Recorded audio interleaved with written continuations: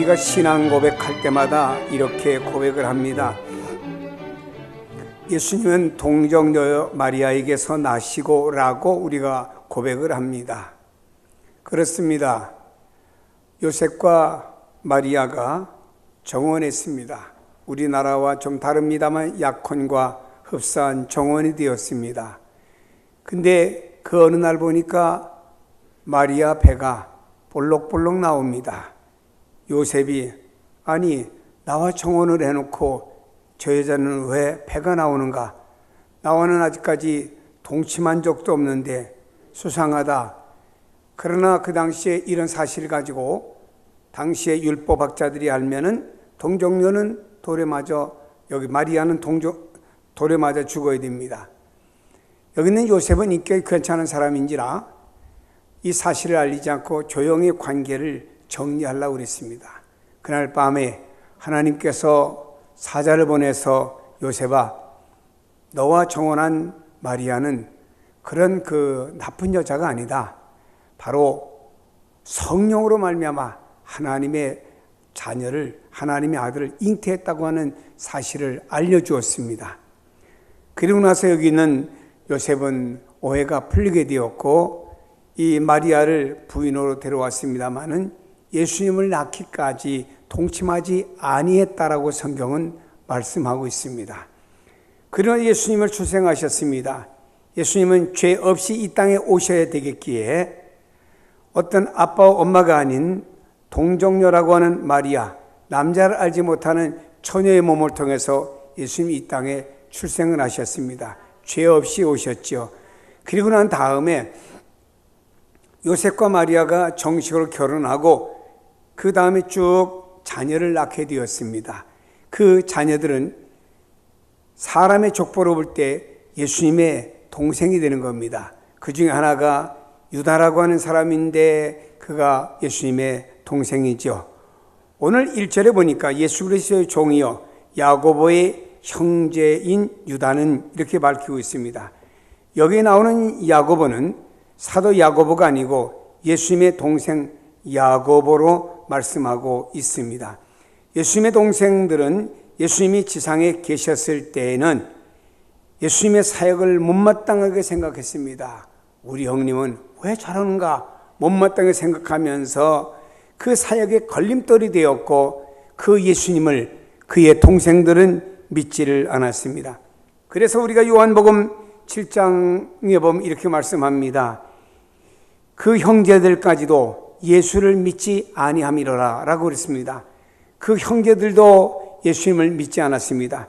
예수님이 가는 곳마다 복음을 전할 때마다 많은 사람들이 주님을 따랐고 주님을 믿었고 주님의 기적을 보면서 아, 이분은 하나님이 우리를 위해서 이 땅에 보내주신 메시아라고 분명히 믿었습니다. 그런데 여기 있는 이 예수님의 가족들, 예수님의 형제들은 믿지 아니했다라고 말씀하고 있습니다. 그렇습니다. 이랬던 형제들이 예수님께서 십자가에 죽으시고 부활하신 다음에 완전히 달라졌습니다. 아, 바로 우리의 형제로 여겼던 예수는 형제가 아니고 하나님 보내신 메시아다는 사실을 언제 예수님의 부활하신 다음에서 알고 믿게 된 것입니다. 그리고 난 다음에 여기 있는 예수님의 육신의 동생들은 초대교회에 아주 중추적인 중요한 역할을 감당했던 것을 우리가 성경에서 역사에서 볼 수가 있습니다. 여러분, 이런 변화는 무엇을 말해줍니까? 예수님의 메시아 되심을 믿지 않았던 그들이 메시아 되심을 확신하고 받아들였다는 말인데 그것은 동시에 예수 그리스도로 인한 구원을 체험했고 이 주님의 형제들이 확신했다는 말 아닙니까?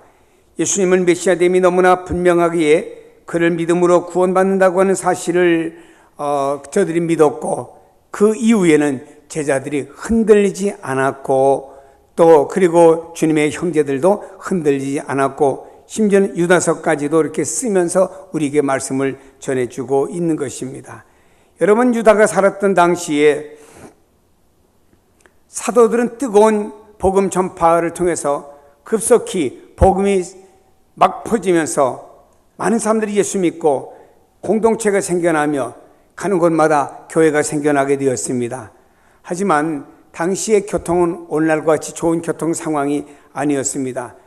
사도들은 그 당시의 교통적 여건 때문에 복음은 빨리빨리 확장되는데 그들에게 가서 하나님의 말씀을 가르치고 세례를 주고 이런 모든 일을 감당해야 되는데 제대로 이 교회를 돌아볼 수가 없었습니다. 우리나라도 옛날 초기에는 그랬습니다. 선교사들이 와서 복음을 전했고 저 농촌 어촌 마을마다 교회를 세웠습니다.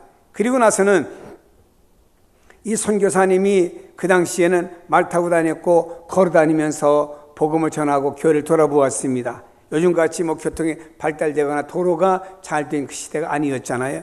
그래서 A라고 하는 교회를 돌아보고 빙 돌아서 다시 A라고 하는 교회로 돌아오기까지는 한 1년이라는 세월이 걸렸습니다. 그럼 여기서 복음을 듣고 믿은 사람들이 한 1년 후에 가서 또 세례를 받는 이런 일들이 일어나게 되었습니다. 바로 초대교회도 교통 여건이 좋지 않아서 복음은 입에서 입으로 전해지면서 가는 곳마다 예수를 믿게 되었고 예수 믿는 사람이 늘어나게 되었고 또 가족이 예수 믿으면서 가정에서 예배를 드리고 또 이웃 사람들이 모여서 예배를 드리고 이래가면서 교회가 가는 곳마다 가정교회가 많이 생겨나게 된 것입니다.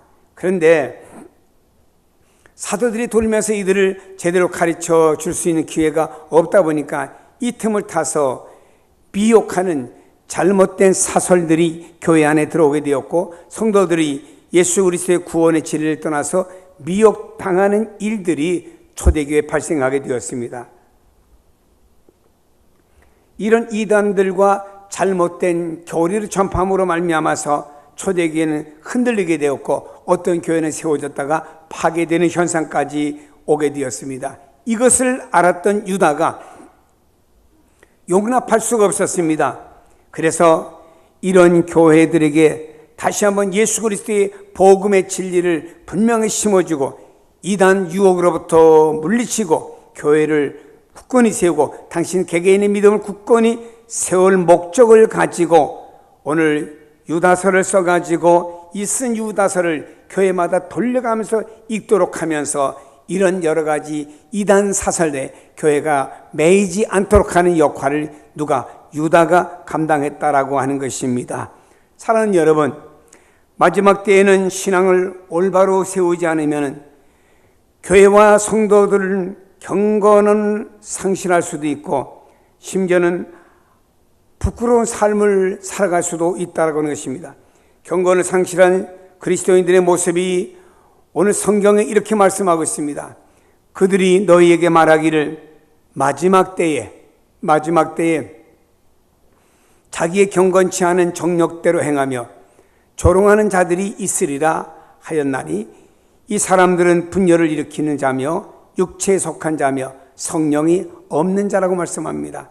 오늘 말씀해 보니까 이 마지막 때 사람들은 경건을 상실하고 자기 육신의 정욕대로 행하며 조롱하며 분열을 일으키며 당을 짓고 육신을 도모하는 삶을 산다고 그랬습니다.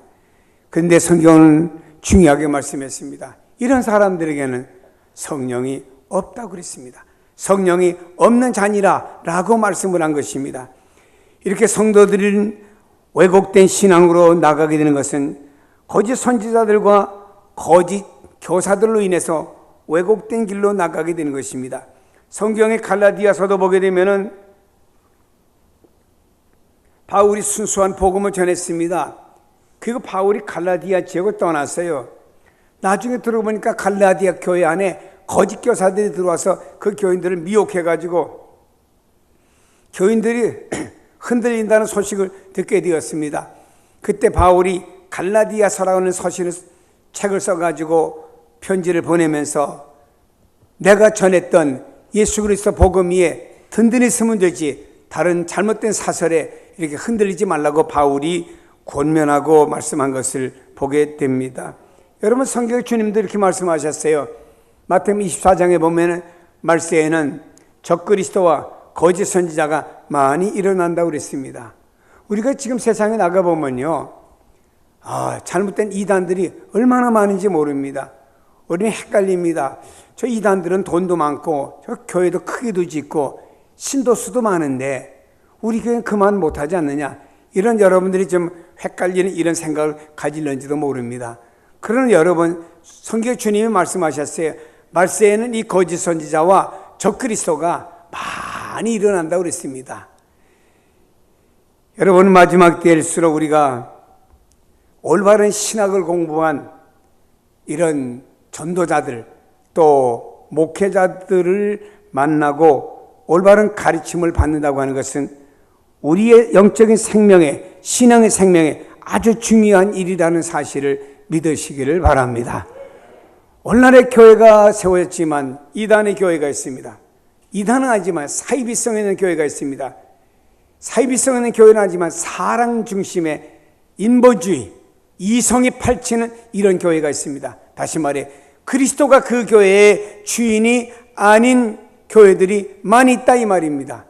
이런 교회 가서 성도들이 말씀을 듣고 신앙생활하다 보면 영적으로 놓치는 것이 많이 있을 수가 있다라고 하는 것입니다. 그래서 이 마지막 때에는 교회도 잘 만나고 바른 말씀을 전하는 목사님도 잘 만나는 게 중요한 것입니다. 그래서 여러분이요, 그러므로 우리가 점점 시대는 혼돈 시대로 가고 있습니다. 유혹의 손길이 우리에게 다가오는데 뿌리칠 만한 능력, 또 그 가운데서 깨어 있어서 우리의 신앙을 지키기란 쉬운 시대가 아니라고 하는 것을 알아야 됩니다. 요즘 한국교회는 이단 문제로 아주 골치를 앓고 있습니다. 그 중에 신천지라고 하는 이단이 말입니다, 얼마나 많은 교인들을 미혹하는지 모릅니다. 또 빠지는 교인들도 많아요. 우리 교회가 수정구에서 분당구로 이사를 왔습니다. 그곳에서 교회가 멀다 하는 핑계로 따라오지 못했던 교인들 일부가 신천지에 미혹돼서 갔다는 얘기를 들어봤어요. 권사님도 신천지를 갔어요. 세상에 집사님들도 신천지를 갔어요. 무엇을 배웠을까? 어떤 신앙생활을 했을까? 고뇌에 빠질 때도 있습니다. 여러분이요, 잘못된 교리에 유혹을 당하여 가정이 파괴가 되고 인생이 파괴가 되는 사람들이 하나 둘이 아니라고 하는 것입니다. 한때 우리나라에 다미 선교회라고 하는 곳에서 예수님이 몇 월 며칠 날 재림한다고 해서 직장을 정리하고 집을 다 정리하고 사람들이 온 식구들과 함께 그 교회에 가서 주님 오실 날을 기다렸습니다. 주님은 그날에 안 오셨죠. 그때 인생 망가지고 가정 파괴된 가정이 한두 가정이 아닙니다.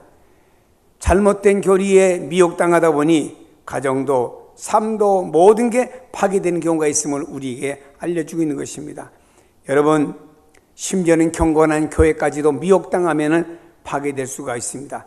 요즘에는 이단들이 아예 교회에 침투해 들어와서 교회까지 접수하려고 하는 이단들이 없지 않아 있습니다. 여러분, 이들을 우리가 경계해야 됩니다. 그리고 바로 서지 않으면 우리가 이 시대에 큰일 납니다.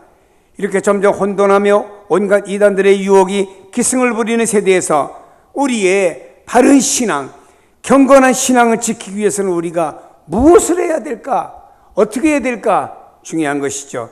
그 중에 하나는 굳건한 믿음을 가져야 됩니다. 집을 지을 때는 모래 위에 지으면 안 된다고 그랬습니다. 반석 위에 지으라고 그랬습니다. 그 이유는 기초가 든든해야 된다는 말씀 아니겠습니까? 저희 교회가 지하가 6층이고 지상이 8층입니다. 도합 14층입니다. 제일 처음에 예배봉을 짓기 위해서 털을 다 파고 나서 맨 밑에다 기초를 하더라고요. 근데 철근을 넣고 세멘트를 갖다 붓는데 나중에 그 건설회사에서 말하더라고요. 우리 교회 기초하는데 리모컨이 300차가 갖다 부었답니다. 그러니까 이 기초에다가 어마어마한 것, 그래야만이 웬만한 지진이나 무엇이 있어도 교회가 흔들림이 없다고 하면서 그런 기초가 단단하다는 얘기를 들어봤습니다. 여러분, 기초가 여러분의 키 아닙니다. 어마어마하게 깊이 팠고요. 그 위에다가 오죽하면 리모컨을 300대를 갖다 부을 정도로 기초를 든든하게 했다는 얘기입니다. 집이 높이 올라갈수록 더 중요한 것은 기초입니다. 기초가 잘못되면 무너진다라고 하는 것입니다. 이와 같이 말이에요. 기초라고 하는 것은 건축만이 중요한 것이 아닙니다. 신앙생활에서도 우리의 기초가 문제가 되고 기초가 정말로 중요하다라고 하는 것입니다. 기초가 굳건하지 못한 신앙은 평안할 때는 예수를 잘 믿고 교회 나오고 신자가 되는 듯 합니다마는 환난과 어려움을 당하면은 무너지고 마는 거예요. 이유는 뭘까요? 기초가 든든하지 못하기 때문입니다. 기초가 제대로 형성되어 있지 않으면은 시시때때로 사람이 선을 행하고 또 기적을 체험합니다. 또 푸른 가지를 뻗어서 광활한 제목이 될 것 같은 기대를 가지고 갔습니다마는 결국에 기초가 든든하지 못하니까 아무런 열매도 맺지를 못한다고 하는 것입니다. 신앙의 중요한 것은 바로 기초라고 하는 거예요. 올바른 믿음인 겁니다. 어떤 기자가 어떤 한 교회를 탐방을 하고 와서 또 우리 교회에서 저와 대화를 나누게 되었습니다. 엄청 큰 교회입니다. 수천 명이 아니고 만여 명 모이는 교회입니다. 기자가 다녀서 그 교회를 모든 걸 취재하고 와서는 그 교회는 상처는 치유해주는 교회는 될는지는 몰라도 그 교회에 가봤더니 그 교회는 밑바닥에 복음이 없습니다. 여러분, 우리에게서 중요한 것은 올바른 믿음이라고 하는 것입니다. 누구를 믿으며 무엇을 믿을까 분명해야 된다고 하는 말씀이에요. 우리 예수님께서 제자들에게 물었습니다. 얘들아, 많은 사람들이 나를 따르는데 나를 누구라고 하느냐 물었습니다. 그때 제자들이 말했습니다. 엘리야, 예레미야, 선지자 중에 한 사람이라고 말했습니다. 세례 요한이라고 말했습니다. 다 틀렸습니다.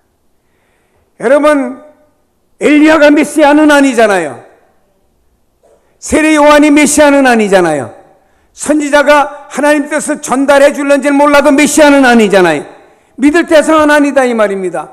주님께서 물었습니다. 너희들은 나를 누구라고 하느냐 할 때 베드로가 제일 먼저 말했습니다. 주는 그리스도시요 살아계신 하나님의 아들이십니다. 바른 메시아관을 고백한 사람이 베드로인 줄로 믿습니다. 주님 말씀하셨습니다. 바요나 시몬아, 내가 복이 떠다 내 고백한 신앙 고백 위에 내 교회를 세우겠다고 베드로가 축복을 받은 줄로 믿습니다. 그렇습니다. 여러분, 우리가 누구를 믿으며 무엇을 믿어야 될까 분명히 하지 않으면 안 됩니다. 유다는 신앙의 기초를 이렇게 말씀하고 있습니다. 사랑하는 자들아, 너희는 너희의 지극히 거룩한 믿음 위에 자신을 세우며 거룩한 믿음 위에 자신을 세우라 그랬습니다. 그리스도인들은 믿음이 분명해야 됩니다. 왜냐하면 그리스도인들의 믿음은 역사 속에서 오셔서 십자가를 지시고 부활하시었고 승천하셔 지금도 하나님 보좌 우편에 계시고 다시 이 땅에 재림하실 예수 그리스도, 여기에서부터 우리의 신앙의 기초가 시작이 되어져야 되는 거예요. 그러므로 하나님께서 우리를 구원하시기 위해서 이 땅에 보내신 진정한 메시아 그리스도는 예수밖에 없다고 하는 사실이죠. 그래서 사도들은 말했습니다. 다른 이름으로서 구원 얻을 만한 이름을 준 적이 없다고 말씀했습니다. 바울은 말했습니다. 주 예수를 믿으라. 예수를 믿으라. 그리하면 너와 내 집에 구원을 얻으리라고 말씀을 했습니다. 사랑하는 여러분이요, 우리의 믿음을 예수님의 십자가와 부활 위에 든든히 세워져야 될 줄로 믿습니다. 사도 바울은 고린도후서 15장 5절에 말씀했습니다. 너희 안에 믿음이 있는가? 너희 자신을 시험하고 너희 자신을 확증하라. 예수 그리스도께서 너희 안에 계신 줄을 너희가 스스로 알지 못하느냐?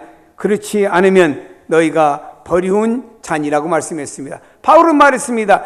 너희 안에 십자가와 부활의 신앙이 있는가를 한번 살펴보고 거기에 대한 확신을 가지라고 그랬습니다. 이런 확신이 없는 사람은 올바른 믿음의 생활하는 사람이 아니라고 말씀했습니다. 세상이 아무리 흔들리고 세대가 아무리 변할지라도 우리 그리스도인들의 믿음은 흔들리서는 안 된다는 사실 믿읍시다. 왜입니까? 그리스도인들의 믿음은 영원히 살아계시고 변하지 않는 믿음의 주가 되신 예수 그리스도가 기초가 되기 때문에 세상이 아무리 변한다 할지라도 우리의 믿음이 변화되면 안 되는 겁니다. 세상이 좋아도 나빠도 건강해도 약해도 우리가 하는 일이 잘 돼도 아니 어려워도 우리가 주님을 향한 믿음의 기초는 흔들리거나 변해서는 절대로 안 되는 줄로 믿습니다. 바울은 말했습니다. 너희 안에 그리스도에 대한 믿음이 있는지 너희 안에 그리스도가 계신지, 그리스도에 대한 이런 믿음이 확실히 있는지를 한번 시험해보고 확신을 가지라고 우리에게 권면 말씀하고 있습니다. 여러분, 예수 그리스도는 어제나 오늘이나 영원토록 변하지 않습니다. 변할 수가 없습니다. 그분의 십자가의 대속도, 부활의 생명과 능력도, 주님이 하나님 보좌 우편에 이르러 구속의 영광, 모든 것도 흔들릴 수가 없습니다. 여러분, 이것을 믿는 자는 확신할 수 있고 거룩한 기초를 바로 세워갈 수가 있습니다. 여러분, 다시 한번 여러분 안에 믿음을 점검해 보세요. 하루도 수없이 고백해야 됩니다. 주님, 나를 위해 땅에 오셨습니다. 내 죄를 위해 주님이 십자가 달려 돌아가셨습니다. 나는 그리스도 안에서 모든 죄가 용서함을 받았습니다. 그분이 나의 부활의 첫 열매가 되기 위해서 부활하여 살아계신 주님이십니다. 주님, 승천에 올라가시 하나님 보좌 우편에 계시지만 다시 이 땅을 심판하시고 나의 구원을 완성하시기 위해서 언젠가 다시 오십니다. 수없이 주님 앞에 이런 믿음을 고백하며 확신하고 그리스도께서 내 안에 계심을 확신하는 성도가 되어져야 됩니다. 예수 믿는 건 종교가 아닙니다. 이 예수님에 대한 확신이 있어져야 되는 것입니다. 이럴 때 우리가 세상을 이기고 참된 신앙을 갖고 거짓 신앙에 유혹되지 않는 성도가 되는 줄로 믿습니다. 다음에는 우리가 그러므로 우리는 긍휼하심을 받고 때를 따라 돕는 은혜를 얻기 위하여 은혜의 보좌 앞에 담대히 나아갈 것이니라 라고 말씀했습니다. 히브리서 4장 16절입니다. 여기 은혜의 보좌 앞에 담대히 나간다는 건 뭐냐? 나간다고 하는 기도를 말하는 것입니다.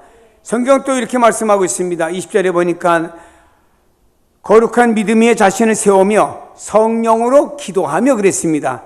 여러분, 우리가 성령으로 기도하는 성도가 되시기를 축복합니다. 그리스도에 관한 믿음을 갖는 순간부터 우린 기도의 사람이 되어져야 됩니다. 예수를 믿는 사람은 기도하지 않을 수가 없기 때문입니다. 그것은 그리스도인으로서 세상을 살아가는데 모든 것이 자신의 힘이나 자신의 능력으로 사는 것이 아닙니다. 예수님으로 인해서 우리가 살고 열려집니다. 하나님의 은혜입니다. 예수님으로 인해서 세상을 이기며 살아갈 수가 있습니다. 그래서 우리가 주님의 은혜를 덧입기 위해서 우리가 하나님 앞에 할 수 있는 것은 기도밖에 없기 때문에 늘 성령으로 기도해야 됩니다. 내 생각으로 육신으로 세상의 정력으로 기도하는 것이 아니고 성령이 내 마음에 주시는 소원과 성령의 감동과 감화를 따라 기도하라고 말씀하는 줄로 믿습니다. 그리스도인의 모든 삶과 능력은 기도를 통해서 나오는 줄로 믿어지면 아멘 합시다. 우리는 평생을 통해서 기도의 능력을 체험하며 살았던 사도 바울이 우리를 향해서 이렇게 권면하고 있습니다.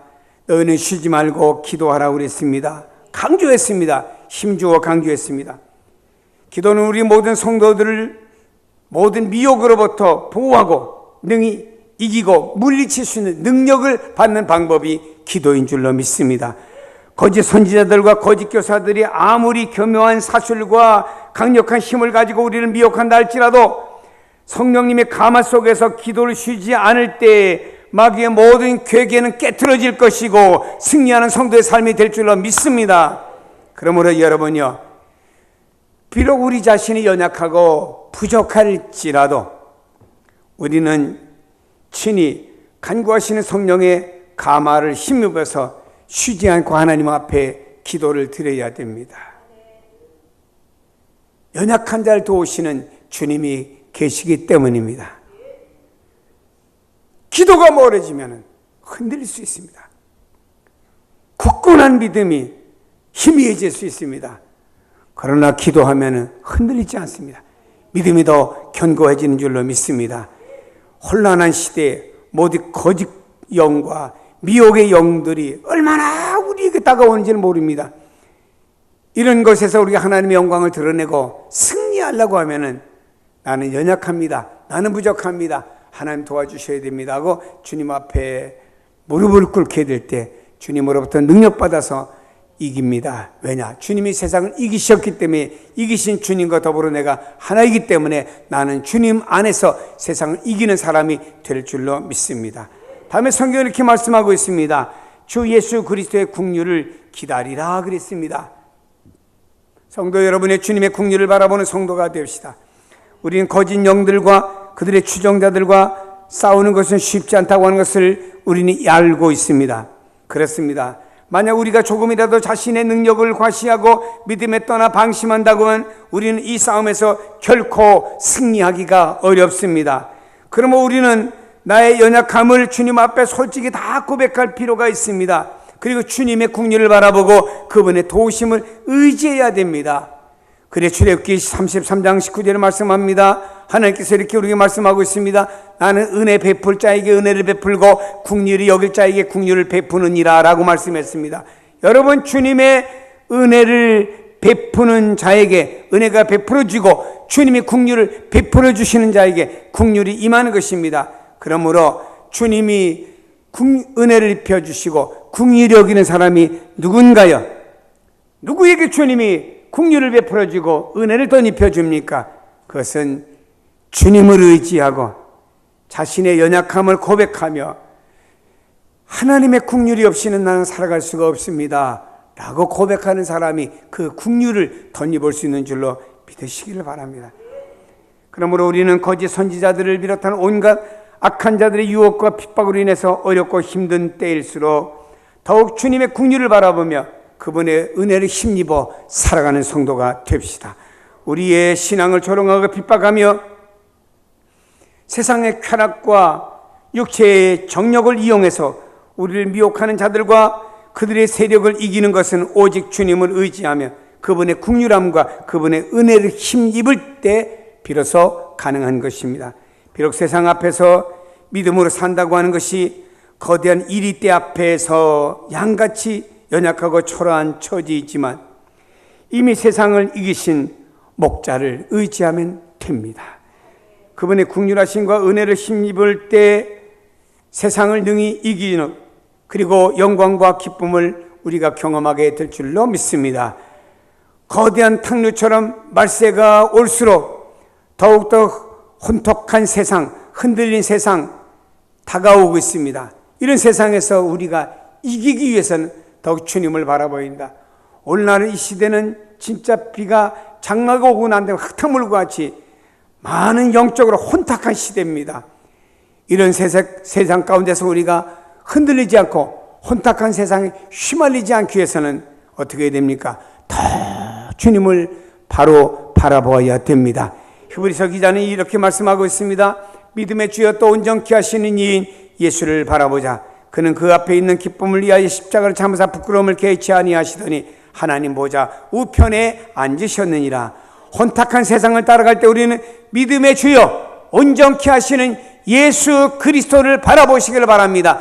나를 바라보고 내 감정을 바라보고 내 생각을 바라보고 세상을 바라보는 것이 아닙니다. 우리는요 누구를 바라봐야 됩니까? 온전히 주님만 바라보아야 됩니다.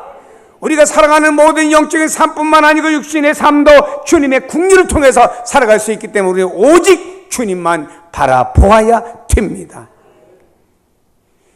그러면 십자가로 승리하신 예수님에 대해서 이렇게 설명하고 있습니다. 예수님이 십자가에 달리실 때는 부끄러웠어요. 그 제자들도 다 도망갔습니다. 그 위대했던 우리 스승 선생님이 저렇게 비참하시다니 이럴 수가 없어. 제자들도 다 부끄럽게 생각하고 도망가버리고 말았습니다. 그리고 주님이 십자가에 달리실 때 옷도 다 벗기고 수치스럽게 십자가에 달리셨어요. 그러나 주님은 그 부끄러움을 개의치 아니하셨습니다. 결국에 주님은 부활하셔서 하나님 보좌 우편에 앉으심으로 말미암아 승리의 역사가 예수 그리스도를 통하여 나타난 줄로 믿습니다.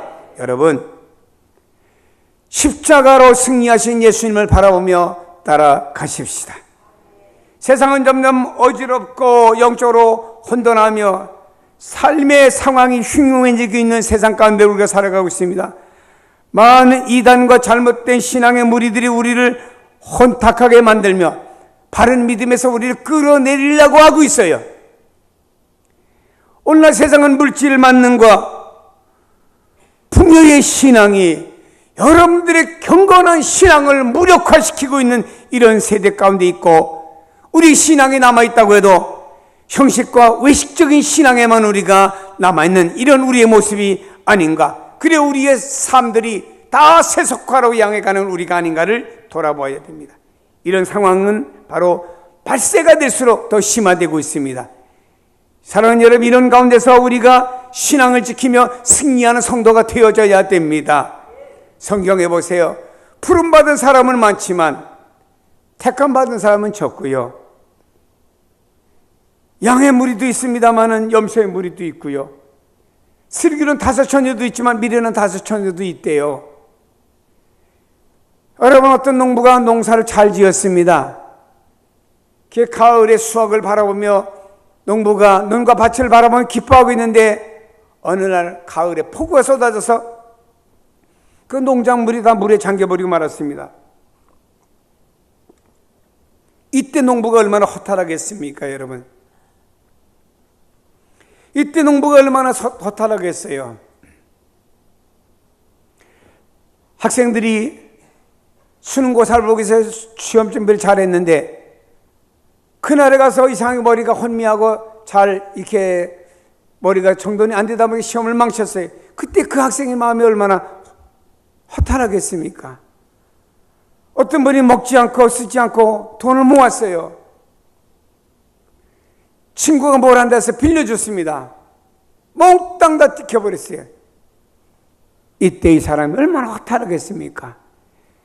여러분들이 나름대로 믿음을 지킨다라고 하지만, 지켜왔다고 수십 년 예수 믿었다고 하지만, 마지막 때 가서 잘못된 여러분 이단이나 잘못된 신앙의 여러분들의 영혼을 빼앗겨버린다고 하면은 이제까지 예수 믿었던 모든 것들은 결국에 헛다가 끝나고 마는 것이라 이 말입니다. 사랑하는 여러분, 우리의 믿음의 근본이신 예수 그리스도에 대한 확실한 믿음을 갖기를 축복합니다. 여러분, 우리는 성령으로 말미암아 기도하면서 나를 온전하게 하시는 예수 그리스도를 바라보며 사탄의 세력이 아무리 크다고 할지라도 그들을 물리치고 승리하는 삶을 사시기를 축복합니다. 어두울수록 별빛이 더욱더 반짝이듯이 말입니다. 종말의 혼탁함이 올수록 말입니다. 경건한 성도의 삶은 영광의 빛으로 더욱더 찬란하게 드러나야 됩니다. 여러분이 마지막 시대에 여러분을 보면서 다른 사람들이 저 사람은 예수 믿으면서 다른 사람과 달라라고 하는 경건의 모습이 우리를 통해서 나타나야 되는 겁니다. 여러분, 살아계신 예수 그리스도를 굳게 의지하시길 바랍니다. 성령으로 기도하시길 바랍니다. 여러분, 연약함을 주님 앞에 솔직히 고백하세요.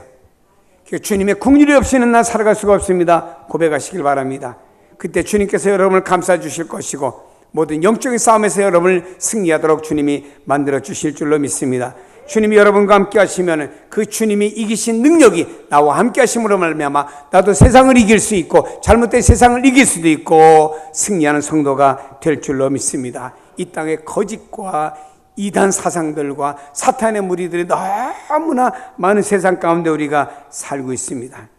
예수 그리스도의 참된 진리를 붙잡고 참된 그리스도의 영광만이 여러분을 통해서 드높이 높아지기를 예수님의 이름으로 축복합니다. 기도하십니다.